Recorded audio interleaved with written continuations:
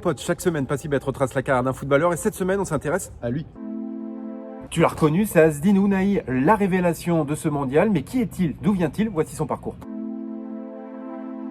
Il est né à Casablanca, à l'âge de 10 ans, il tape le ballon pour le club du Raja et puis participe à la Danone Nation Cup des U13. Et puis à 15 ans, il rejoint l'académie de Mohamed VI où a été formé Aguerd ou encore Nesri.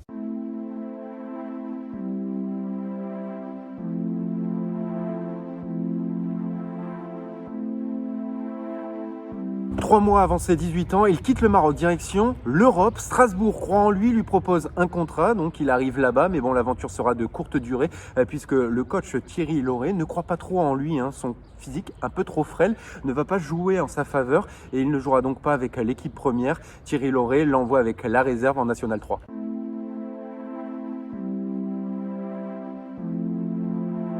On est en 2020, il a compris qu'il faut qu'il aille voir ailleurs, direction l'US Avranches en national, un championnat très viril, mais là-bas il va améliorer son jeu, sa vitesse d'exécution, mais aussi ses déplacements, il va fluidifier son jeu et il va devenir un titulaire indiscutable dans ce club.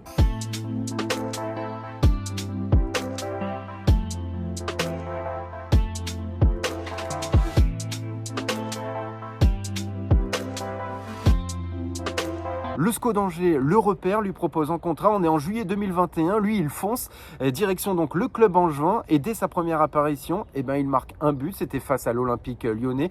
Son endurance, sa vista, son aisance technique font la différence et font du bien à ce club en difficulté en Ligue 1. Il est capable tout simplement de courir plus de 14 km lors d'un seul match. Et puis, il est tout simplement le joueur ayant le plus réussi de dribble derrière Lionel Messi. Des bonnes performances qui lui permettent d'être appelé en sélection du Maroc. Vahid Halilovic le convoque pour participer à la CAN 2022. Le Maroc sera éliminé en quart de finale, mais c'est surtout lors du barrage retour du mondial face au Congo. Il va réaliser l'un de ses meilleurs matchs sous les couleurs du Maroc et le Maroc va se qualifier donc pour la Coupe du Monde. Cette soirée-là sera un déclic pour lui puisqu'il ne va plus quitter le 11 de départ du Maroc. Vahid Halilovic lui fait énormément confiance et puis son successeur Walid Regragui va en faire l'un des hommes de base aux côtés d'Amrabat. Son aisance technique, sa vista, ses crochets, sa protection de balle font des différences lors de ce mondial. C'est l'une des révélations de cette Coupe du Monde. Une prestation XXL face à l'Espagne. Il a même bluffé le sélectionneur espagnol.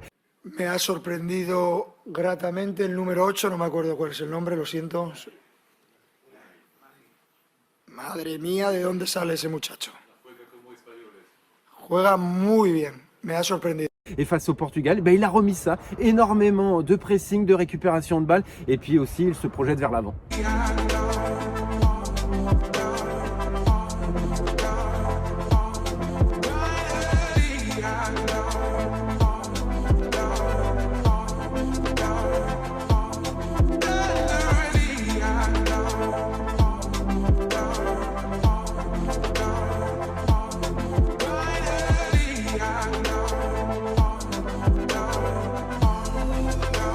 Ces bonnes performances ne passent pas inaperçues, de nombreux clubs sont venus au renseignement, ça va être difficile pour le SCO d'Angers de garder sa pépite, son contrat expire en 2026, sa valeur marchande est estimée à 3,5 millions d'euros. Mais lui, il a un autre souci, c'est bien sûr de remporter sa demi-finale, c'est son grand défi face à l'équipe de France et pourquoi pas devenir champion du monde avec le Maroc. Voilà mon gars, tu connais un peu plus Azzedine Ounahi, n'hésite pas à liker, partager, commenter, à donner ton avis tout simplement et à proposer d'autres joueurs. On se retrouve très vite pour une nouvelle vidéo et abonne-toi, Passibet.